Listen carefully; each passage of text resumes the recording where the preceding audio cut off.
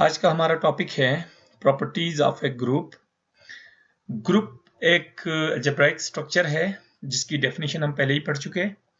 Group एक set है जो किसी भी ऑपरेशन के रिस्पेक्ट से या किसी स्पेसिफिक ऑपरेशन के रिस्पेक्ट से चार एग्जाम्स रखता है: एसोसिएटिविटी, क्लोजरनेस, आइडेंटिटी और इनवर्स।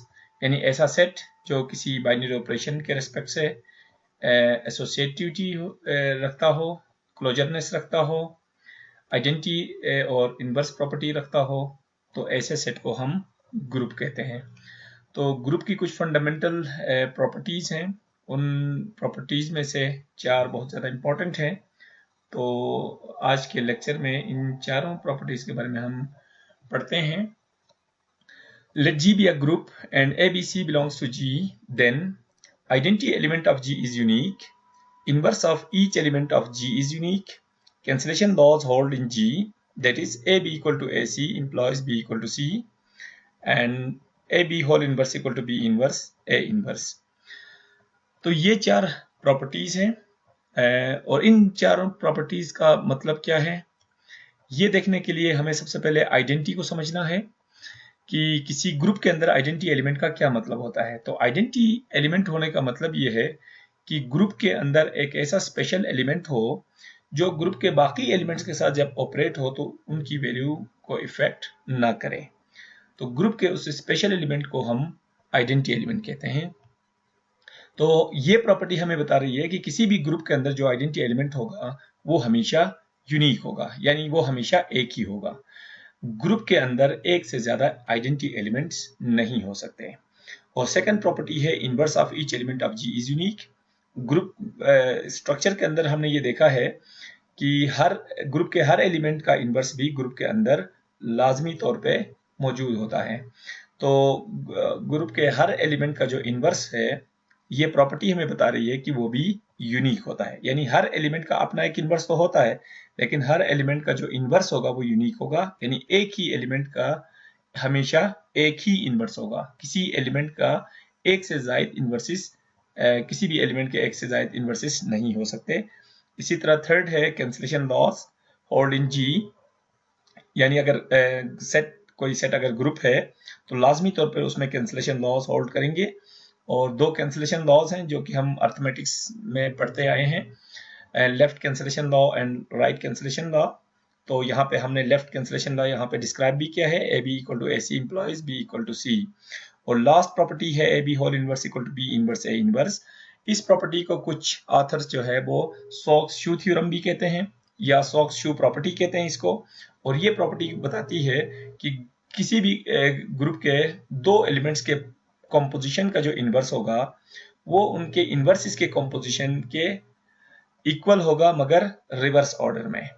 यानी ए बी होल इनवर्स है तो ए और बी के कॉम्पोजिशन का जो इनवर्स होगा वो रिवर्स ऑर्डर में बी इनवर्स और ए इनवर्स के कॉम्पोजिशन के इक्वल होगा। अब हम इन चार प्रॉपर्टीज के प्रूफ्स की तरफ जाते हैं और हम कोशिश करेंगे कि इन चारों को वन बाय वन प्रूव करें। सबसे पहले बात करते हैं यूनिकनेस ऑफ आइडेंटिटी की। और यूनिकनेस ऑफ आइडेंटिटी में हमने पहले ही बताया है कि इस प्रॉपर्टी के मुताबिक ये है कि identity element of the group is unique. यानी किसी भी ग्रुप के अंदर सिर्फ और सिर्फ एक ही आइडेंटिटी एलिमेंट हो सकता है। ऑन कॉन्ट्रेरी हम सपोज करते हैं, suppose E and E dash be the identity elements of G। यानी हमने कॉन्ट्रेरी बेस पे ये हमने सपोज किया है कि अगर फर्ज करें कि ऐसा पॉसिबल हो कि किसी ग्रुप के दो आइडेंटिटी एलिमेंट्स हों, तो हमें ये साबित करना होगा कि ये जो दो आइडेंटिटी एलिमेंट्स है ये दो डिफरेंट या दो डिस्टिंक्ट नंबर्स नहीं है, बल्कि ये दोनों सेम ही है। यानी ये दोनों एक ही नंबर को रिप्रेजेंट करते हैं। ये हमें शो करना होगा। तो देख लें, सिंस E is आइडेंटिटी, चूंकि E आइडेंटिटी एलिमेंट है तो E G के किसी भी एलिमेंट के साथ चाहे लेफ्ट से ऑपरेट हो या राइट से ऑपरेट हो, वो G के उस एलिमेंट को इफेक्ट नहीं करेगा। ये आइडेंटिटी एलिमेंट की डेफिनेशन है। और उसके मुताबिक ऐसा ही होना चाहिए कि अगर ई आइडेंटिटी एलिमेंट है तो ई डैश जी का एक एलिमेंट है, तो ई जब ई डैश के साथ ऑपरेट होगा लेफ्ट से या राइट से तो वो ई डैश को इफेक्ट नहीं करेगा। Also E prime is identity, और जैसा कि हमने ऊपर लिखा है आइडेंटिटी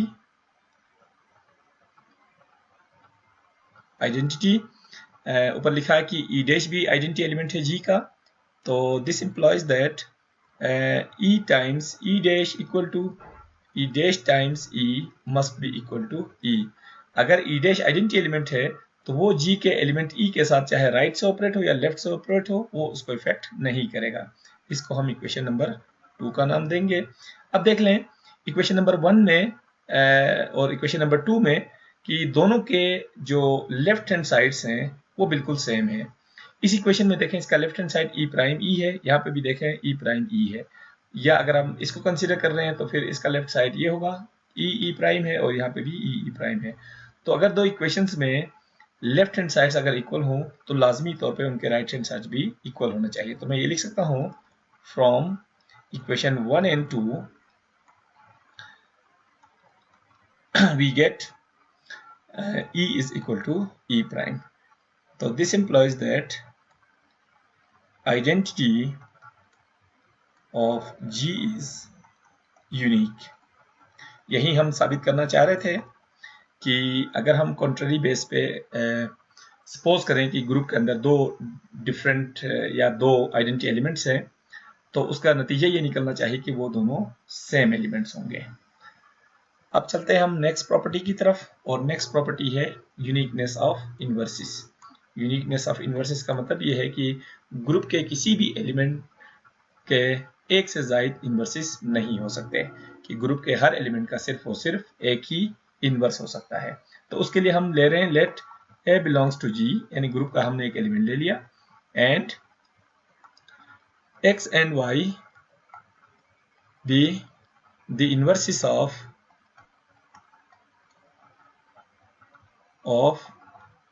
ए, यानी ग्रुप का हमने एक एलिमेंट लिया है ए, और फर्जी तौर पर हमने ये कहा है कि x और y इसके दो इनवर्सेस हैं। तो हमें ये साबित करना होगा कि ये x और y दो डिफरेंट नंबर्स नहीं है बल्कि ये दोनों एक ही नंबर को रिप्रेजेंट करते हैं। तो हम ये लिख रहे हैं कि as x is inverse of y, x is inverse of a, तो दिस इंप्लॉइज दैट अब जबकि x जो है वो a का इनवर्स है तो x a के साथ चाहे लेफ्ट से ऑपरेट हो या x a के साथ जो है वो राइट से ऑपरेट हो, दोनों सूरतों में इनकी कॉम्पोजिशन आइडेंटिटी के इक्वल होनी चाहिए, जो कि इनवर्स की बुनियादी डेफिनेशन में से है। बुनियादी डेफिनेशन यही है इनवर्स की कि दो एलिमेंट्स एक दूसरे के इनवर्सेस तब हो सकते हैं जब उनकी कॉम्पोजिशन आइडेंटिटी हो। इसी तरह also y is inverse of A, y भी a का इनवर्स है तो सेम प्रॉपर्टी y के ऊपर भी होनी चाहिए, y times a equal to a times y must be equal to e। इसे हम इक्वेशन 2 का नाम दे रहे हैं। नाउ हम ये लिख सकते हैं कि x जो कि y का एक एलिमेंट भी है और a का इनवर्स भी है, तो x को जब हम e के साथ ऑपरेट करें तो इसका रिजल्ट हमेशा x ही आना चाहिए, क्योंकि आइडेंटिटी एलिमेंट g के किसी भी एलिमेंट के साथ ऑपरेट होगा तो वो उसकी वैल्यू को इफेक्ट नहीं करेगा। तो यहां से हम क्या लिख सकते हैं, x इंटू अब e की जगह में ये लिख सकता हूं कि e इक्वेशन नंबर 2 से कि ये a y के बराबर है, तो इस e को मैं रिप्लेस कर सकता हूं a y से इज इक्वल टू x, और ये मैंने कहां से लिया है फ्रॉम इक्वेशन 2। इक्वेशन 2 में देखें e जो है वो a y के बराबर है तो e को मैं रिप्लेस कर सकता हूं a y से, और x a y ये तीनों g के एलिमेंट्स हैं और g के अंदर एसोसिएटिविटी होती है, तो मैं इस ब्रैकेट को स्विच कर सकता हूं फर्स्ट 2 के ऊपर, तो मैं लिख सकता हूं x a times y is equal to x, और इसको फर्दर हम ये लिख सकते हैं x a, ये देखें इक्वेशन नंबर 1 में हमें ये बताया गया है, या यहाँ से हमें ये पता चल रहा है कि x a असल में आइडेंटिटी एलिमेंट है, तो इस x a को मैं रिप्लेस कर सकता हूँ e से, तो ये होगा e y equal to x, और मैं ये लिख सकता हूँ कि this is from equation number 1, और e चूंकि आइडेंटिटी एलिमेंट है जो कि ग्रुप के किसी भी एलिमेंट के साथ जब ऑपरेट होगा तो उसकी वैल्यू को इफेक्ट नहीं करेगा। तो ये फाइनली हमने साबित कर दिया कि जो हमने दो एलिमेंट्स लिए थे x और y और कहा था कि वो दोनों a के इनवर्सिस हैं, तो ये ऐसी सूरत में पॉसिबल है सिर्फ जब वो दोनों सेम हो। This implies that inverse of a is unique. तो ये सेकंड प्रॉपर्टी थी। अब चलते हैं थर्ड प्रॉपर्टी की तरफ, और थर्ड प्रॉपर्टी हमारे पास है कैंसिलेशन लॉस। क्योंकि कैंसिलेशन लॉस हमारे पास दो हैं, left cancellation and right cancellation. तो हम इसके लिए हमें तीन एलिमेंट्स चाहिए, तो हम ले रहे हैं A B C belongs to G and अब हम सपोज कर रहे हैं कि A B is equal to A C. तो जो लेफ्ट कैंसिलेशन लॉ है वो ये कहती है कि A B equal to A सी ऐसी सूरत में होगा कि जब बी इक्वल टू सी हो। तो हम ये देखेंगे कि A B equal to A सी से हमारे पास कंक्लूजन बी इक्वल टू सी आना चाहिए। तो चूंकि ए जो एलिमेंट है वो जी का एलिमेंट है यानी ग्रुप का एलिमेंट है, तो ए का इनवर्स भी जी का एलिमेंट होना चाहिए यानी ग्रुप के अंदर होना चाहिए। तो मैं लिख रहा हूँ कि this implies that A inverse belongs to G, यानी ए इनवर्स भी जी का एलिमेंट है। और अगर ए इनवर्स जी का एलिमेंट है तो हम इस इक्वेशन नंबर 1 को, इसको हम नाम दे रहे हैं इक्वेशन 1 का। तो इक्वेशन नंबर 1 को दोनों तरफ से जो है हम ए इनवर्स जो है इससे ऑपरेट कर सकते हैं, ए बी को भी, लेफ्ट साइड को भी, और ए इनवर्स इंटू ए सी। अब यहाँ देखें ए इनवर्स ए और बी ये तीनों जी के एलिमेंट्स हैं ग्रुप के, और ग्रुप के अंदर एसोसिएटिविटी होती है, तो हम ब्रैकेट को स्विच कर सकते हैं फर्स्ट टू के ऊपर। तो A inverse of A into B, और ये होगा A inverse of A into C. और तो दिस एम्प्लॉयज दैट, आप देखें ए और ए इनवर्स एक दूसरे के इनवर्सिस हैं, और अगर एक एलिमेंट दूसरे का इनवर्स हो तो उनकी कॉम्पोजिशन हमेशा आइडेंटिटी होगी। तो E times B equal to E times C. और आइडेंटिटी की क्या डेफिनेशन है कि ये जी के किसी भी एलिमेंट के साथ ऑपरेट होगा तो वो उसकी वैल्यू को इफेक्ट नहीं करेगा। तो ये ई बी हमारे पास बी है, ई सी हमारे पास सी है। तो this employees that left cancellation law holds. तो ये एक कैंसिलेशन प्रॉपर्टी हमने शो की है या वेरीफाई की है। अब अगर हमने राइट कैंसिलेशन लॉ प्रूफ करना हो या वेरीफाई करना हो तो उसके लिए हमें ये जो इक्वेशन है वो इस तरह लेनी होगी, बी ए इक्वल टू सी ए, और फिर ए इनवर्स को हमें राइट से ऑपरेट करना होगा। तो फिर हमारे पास ये कंक्लूजन आएगा बी इक्वल टू सी। तो ये हमारे पास कैंसिलेशन लॉस की वेरिफिकेशन हो गई। अब चलते हैं हम अगली प्रॉपर्टी की तरफ, और अगली प्रॉपर्टी हमारे पास फोर, और फोर प्रॉपर्टी कौन सी थी हमारे पास, सॉक्स-शू थ्योरम, जो कि है A B whole inverse equal to B inverse A inverse. इसका प्रूफ देखते हैं।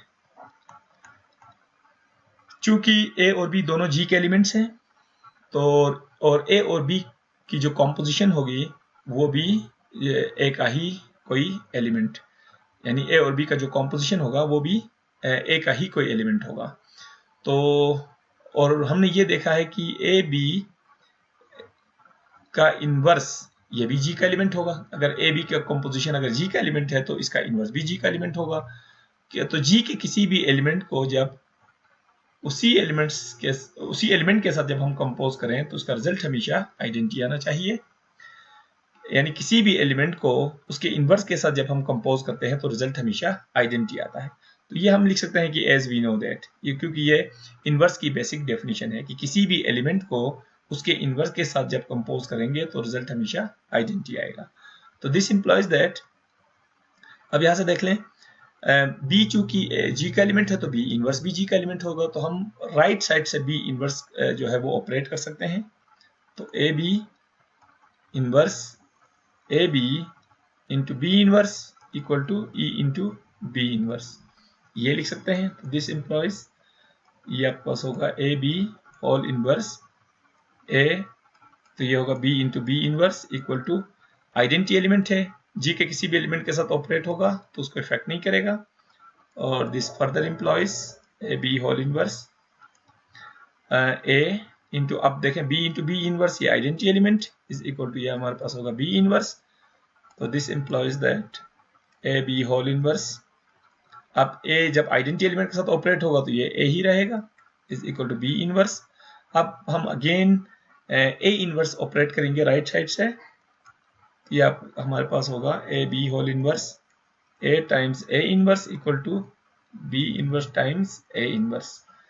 तो इसको हम फर्दर लिख सकते हैं A B whole inverse A into A inverse, ये हमारे पास आइडेंटिटी होगा, इज इक्वल टू ये होगा बी इनवर्स ए इनवर्स।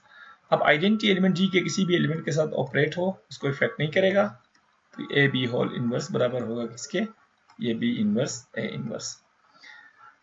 तो ये इस शू थ्योरम या सॉक्स शू जो प्रॉपर्टी है उसकी वेरिफिकेशन है, जो कि हमारी आखिरी प्रॉपर्टी थी।